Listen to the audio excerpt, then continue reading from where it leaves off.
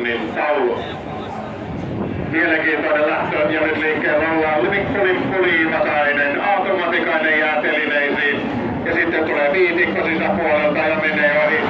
Pääseekö sieltä Liimatainen kuittaamaan Väyrynen kolmosena Laurina ottaa paikan ja sitten tulee Nikon paikka ja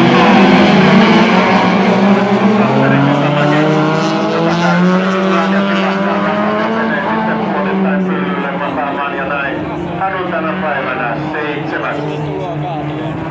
Punaisia autoja, 2 kappaleen, Viitikko, Matikainen ja sitten tulee Väyrynen. 20 metriä rakoa tulee Laurila, Laurilan takana Hiukkanen vitospaikalla ja Matikainen. Aatu on noussut kutospaikalle, päivän 7 on tänä päivänä Santeri Kotamäki, se on ainut mikä on varma asia. Ja näin Viitikko on tuomassa joukkoa. 4 kaukkaa tulee päivän voitto olemaan Viitikko.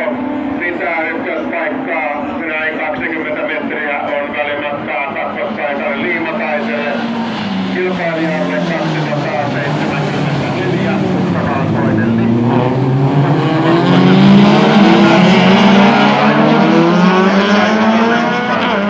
Se jo vähän dramaattisemmaksi ja näin. Ollaan jälleen tulossa. Meillä on 2 kierrosta ja ratiat vastaa ruutulipulle. Ja nyt on Iltasellakin ongelmia. Nyt on hyvin verkkainen Iltasen vauhti. Ja näin tuo kutospaikka se alkaa olla totta Iltasella. Upea saavutus on toki. Ja nyt on Liimatainen saavuttanut Viitikkoa. Viitikko pitää ykköspaikkaa ja Liimatainen päätyy hyökätä. Nyt peesaa ja ottaa saman linjan ja nyt hakee sisäpuolta. Ei riittänyt vielä tässä vaiheessa ja nyt on syytä Liimataisen huomioida myös Väyrystä sekä Laurilaa.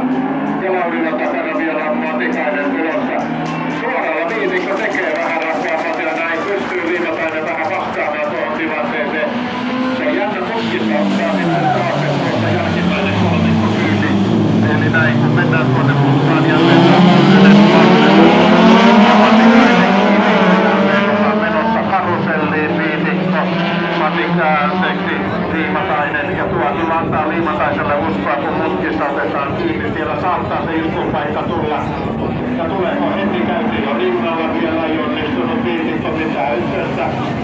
Ja mutkassa nyt on Väyrynenkin saanut ja nyt menee kärkivaihtoon ja sinne menee Liimatainen ja Tavio Viitikko on kakkospaikalla. Ja sitten kolmospaikalla Väyrynen, Laurila, Matikainen. Ja onko siellä eturengas rikki Viitikolla? Tämähän sen tietää tämän tilanteeseen ja nyt on kyllä Tekka K. Pystyykö Viitikko pitämään edes kakkospaikkaa kun mennään tuonne putkautuksilla? Kyllä lyö jarrut viimeisen päälle ja kyllä on se pelimanne. Rikkinäisellä renkaallakin mennään miljoonaa ja tuota hopeamitalia varmistellaan kotia. Ne on vielä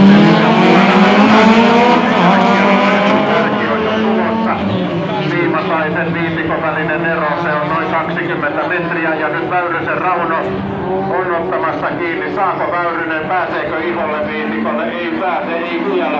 Ja tuo pelastus Viitikolle tuo 20 metrin kaulan. Nyt voidaan mutka sauttaa. Ei käänny, ei käänny, ei käänny.